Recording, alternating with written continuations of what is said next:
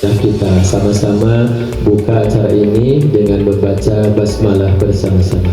Bismillahirrahmanirrahim. Ma anzalna 'alaikal Qur'ana litashqa. Indonesia tanah airku, karena tumpah darahku. Di sanalah aku berdiri, jadi pandu ibuku. Rumah jasa membahana di besara bumi Nusantara.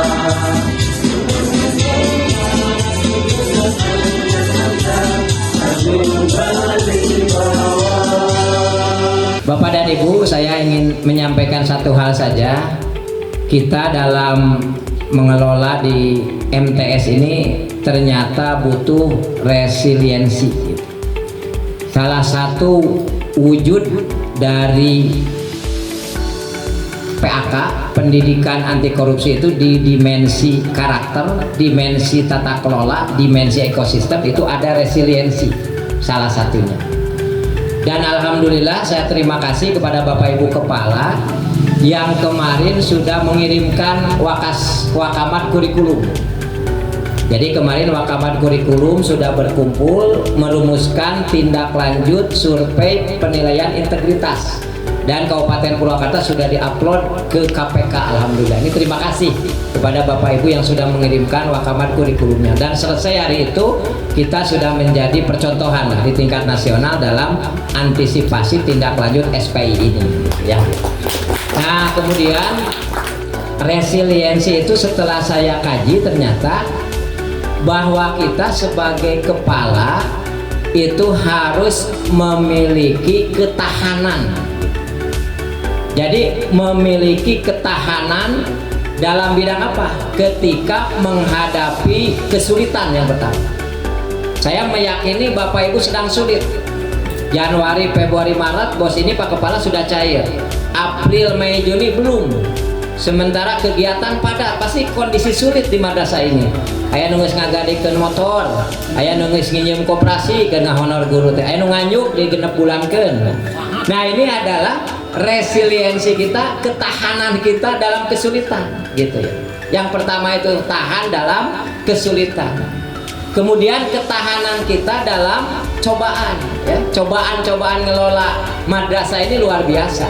Tapi dengan keikhlasan dan kegigihan Bapak Ibu masih bisa bertahan sampai hari ini.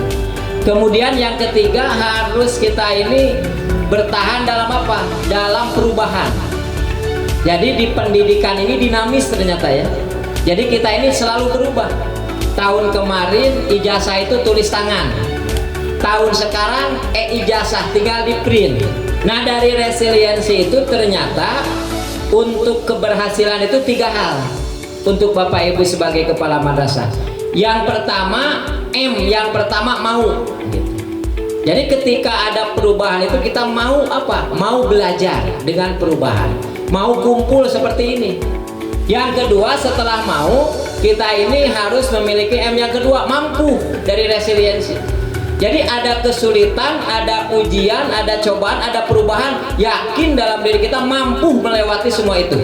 Nah, itu ada nilai mampu gitu dalam resiliensi itu. Dan yang terakhir Bapak dan Ibu, setelah mau, mampu, ternyata akan maju.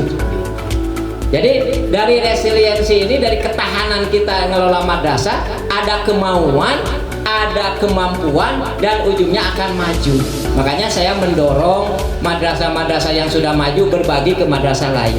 Saya mendorong untuk branding madrasah ini. Saya mendorong untuk mendunia. Kenapa? Karena insya Allah dari kemampuan kita akan maju. Maka mudah-mudahan terwujud kita menjadi madrasah yang maju, bermutu, mendunia. Saya selama sampai 1 tahun, bukan hampir, bahkan lebih, terkait dengan isu-isu maupun laporan madrasah, hampir Pak 95% tidak ada masalah. Nah, yang 5%-nya hanya pernik-pernik saja Pak. Kalau 100% tidak ada masalah, tidak ramai. Itu kan Pak. Jadi hanya bumbunya saja. Dan saya katakan bahwa yang 5% adalah ya 5% itu adalah inovasi Pak sebetulnya. Inovasi Bapak dan Ibu. Ya, namun ada yang tidak setuju, tapi ya standar maupun deviasi ketidaksetujuannya itu tidak mencapai angka yang signifikan. Dan alhamdulillah terkait dengan tata kelola keuangan khususnya Pak Ketua, Kabupaten Purwakarta termasuk memberikan kontribusi buat Kementerian Agama Pak. Salah satunya adalah 7 tahun berturut-turut Kementerian Agama itu memperoleh terkait dengan pengelolaan WTP. Gitu kan? Makasih Pak. Perlu kami sampaikan Pak, kami tidak bisa bekerja sendiri. Terus terang Pak, banyak dibantu oleh pengawas, banyak dibantu oleh ketua KKR. Dan ini adalah kontribusi terbesar bagi dunia pendidikan, khususnya di lingkungan Kementerian Agama.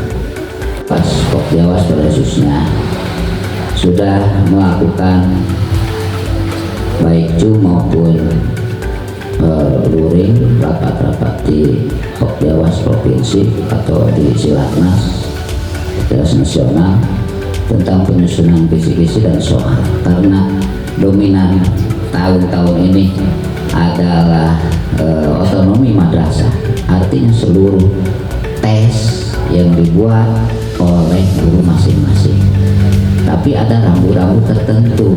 Bahkan kami sudah melakukan pendampingan tentang penyusunan visi-visi dan soal, ya, dari mulai persentase pembagian kelas 7, 8, 9, persentase hot, lot, not, dan hotnya, terus persentase semesternya, persentase kelasnya, dan sebagainya. Nah, alhamdulillah di lapangan temuan kami sudah ada beberapa madrasah yang melakukan itu. Di usulan revisi itu sudah tidak ada lagi nama madrasah. Itu yang paling ngeri.